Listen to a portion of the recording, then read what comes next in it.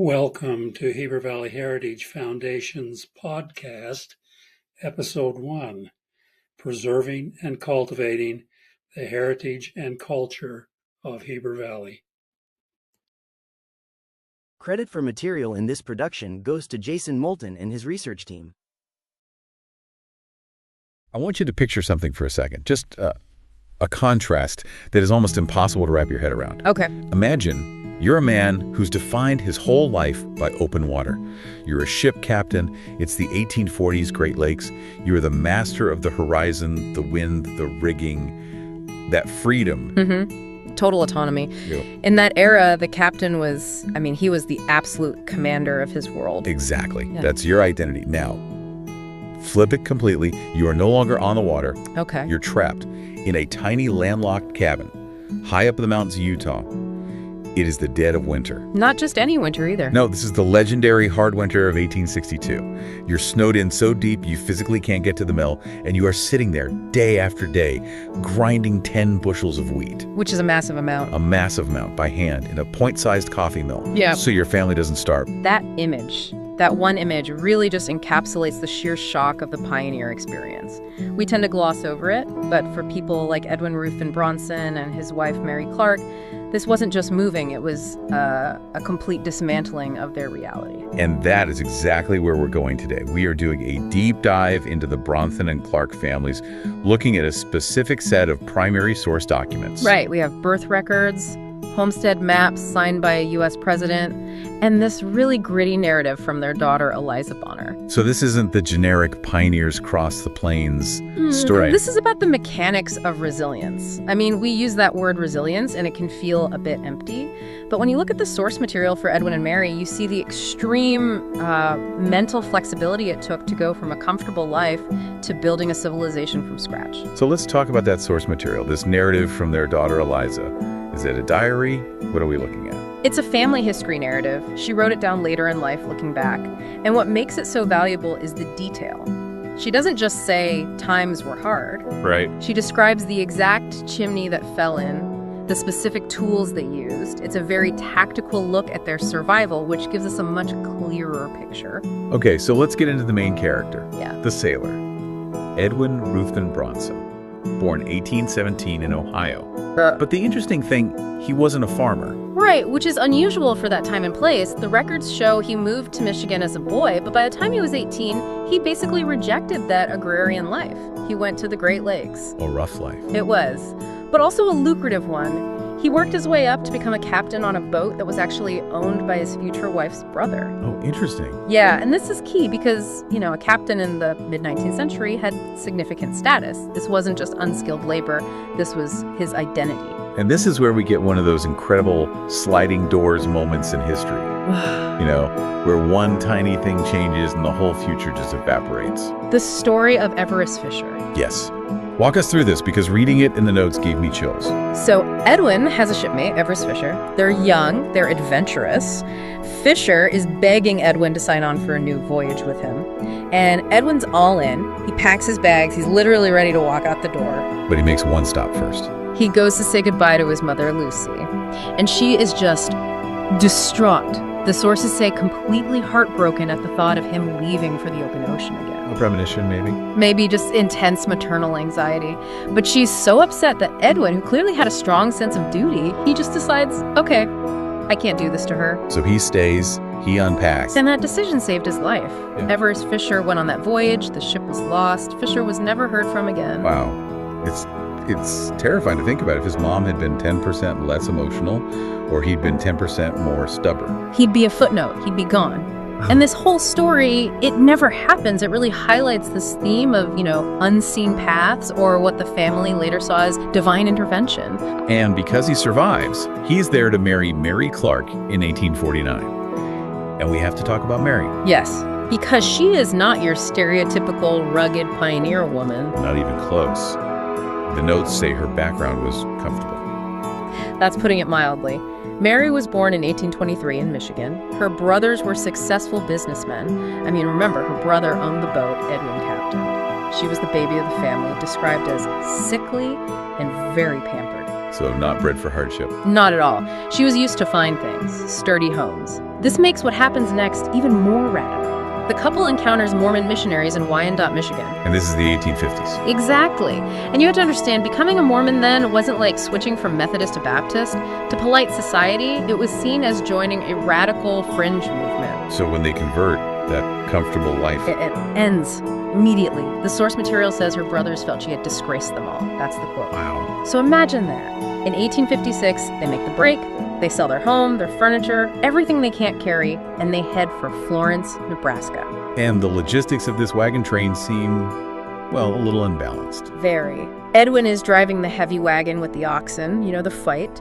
And Mary, the sickly woman who's never done hard labor, is driving a team of horses with the light wagon and the kids. And right there, in Florence, they meet a couple. Complete strangers. Strangers. A man and his wife who are desperate to get to Utah but have absolutely nothing. No money, no wagon. They're stuck. Now, in a survival situation, you'd think you'd protect your own resources, not take on extra mouths to feed. But Edwin doesn't do that. He strikes a deal. He has the wagon space, but he needs help driving the oxen. It's incredibly physical work. So he agrees to take them along if they help with the chores. A simple transaction that ends up being critical. Life-saving. Because shortly after they head out onto the plains, disaster strikes Mary. She gets typhoid fever. And for anyone listening who just thinks, oh, she got the flu, can you explain what typhoid actually does to a person in a wagon?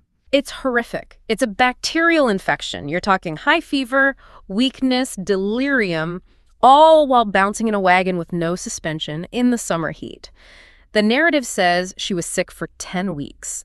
Bedridden for 6 of them. She was delirious. They thought she was going to die. And this is where that couple they picked up, they become the heroes. The narrative says the woman just took over. She nursed Mary, cared for the 2 little boys, she cooked. If Edwin hadn't been generous back in Nebraska, he'd have been trying to drive the oxen and nurse a dying wife. He wouldn't have made it. It's a perfect example of how community, even instant community, was the only real survival mechanism. Absolutely. But Edwin reaches a breaking point. He sees his wife suffering, and he offers to turn back. He's willing to abandon the whole mission to save her. And her response is just the stuff of legend. It is. She says, no, I must get to Utah. That's singular focus. It's the burn the ships mentality. There was no going back. Her family had rejected her. Forward was the only way, and they do make it. But the hardship doesn't stop when the wagon does. The next 5 years were actually worse. Yeah, it's just constant instability. It really illustrates the chaos of the Utah War era. They don't just settle down. First, they go to Cache Valley.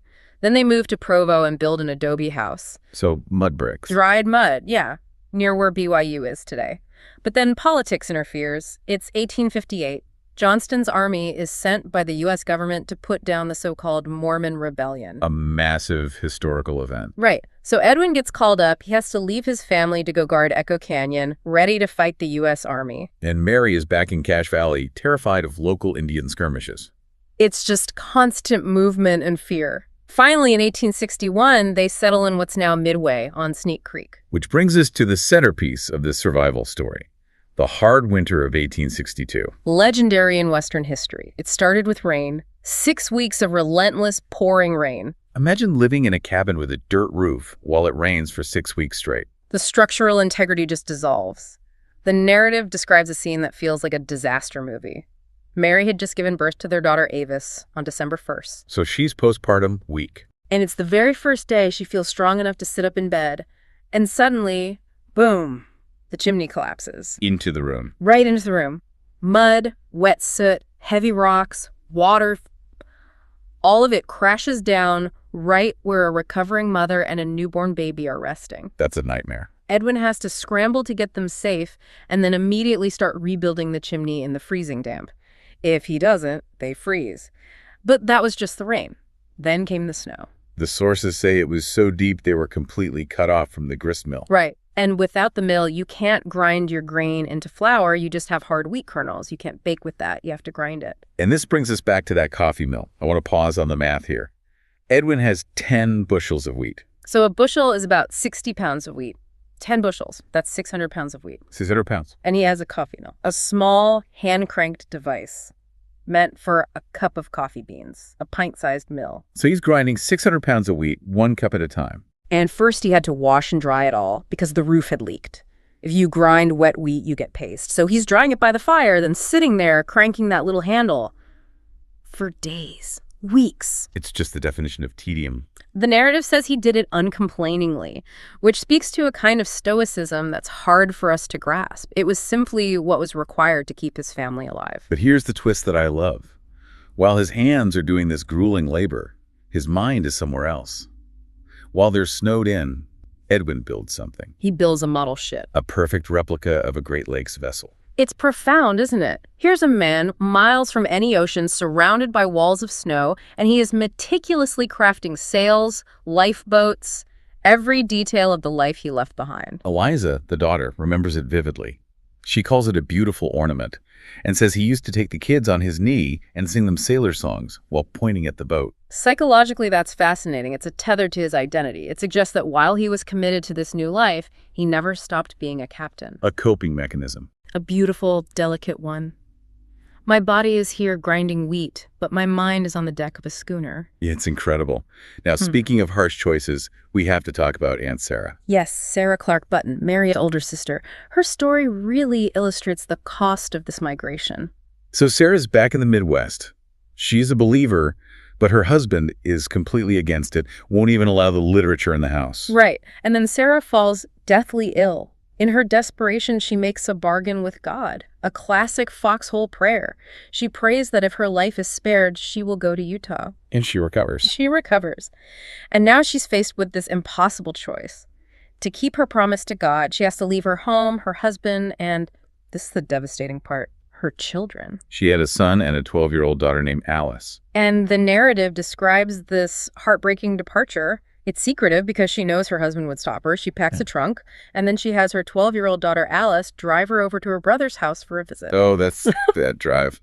Sarah knows it's goodbye, but Alice probably has no idea. Eliza writes, "It was then that she bid her little girl goodbye, and she never saw them again. No letters. Nothing. Nothing. No reunion. The cost of her faith was the complete loss of her previous family." That is just gut-wrenching. She gets to Utah in 1863, becomes a school teacher, remarries. But that silence from her children. It brings up really difficult questions about faith and sacrifice, doesn't it? To her, the promise to God was absolute. It superseded everything else. It's a stark reminder this history isn't just about log cabins. It's about emotional trauma. Speaking of cabins, let's talk about where they actually lived for a while. We have this sketch of Fort Midway. Safety in numbers. In the mid-1860s, tensions with local tribes were high. The settlers couldn't stay in isolated cabins. They had to condense. The sketch shows a big square. Exactly. Cabins built in a square facing inward. In the middle, a high pole fence to corral the livestock at night, a defensive perimeter. And Edwin, the ship captain, is now taking his turn walking that fence at night with a gun. Imagine that transition again.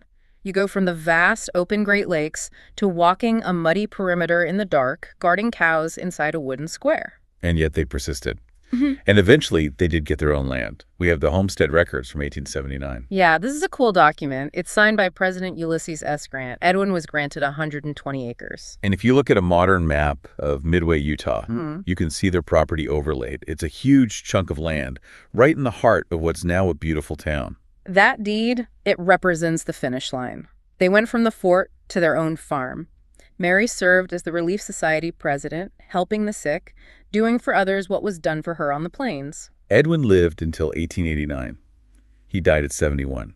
They ended their journey established on their own soil. A complete, incredible arc. When you look back at this whole story, from the Great Lakes to the coffee mill, what's the key takeaway for you? For me, it redefines pioneer grit. We romanticize it as just walking across the plains, but the real grit was in the daily grind, literally. It was in grinding 600 pounds of wheat. It was Mary getting back in that wagon when she was dying. It wasn't one big heroic moment. It was 1,000 small, painful decisions to keep going. Absolutely. And for me, I can't stop thinking about that model ship. The ship is the key symbol, I think. Yeah. Edwin Bronson built a civilization. He was a farmer, a guard, a pioneer. But in the quiet moments, he built a toy boat. Why do you think that sticks with you so much?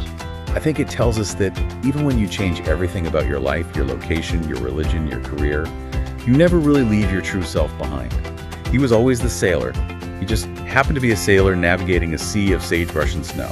That's a beautiful way to put it, that maybe preserving who you were is just as important as where you were going. A profound thought to end on. Edwin Ruthven Bronson, the sailor saint of Midway.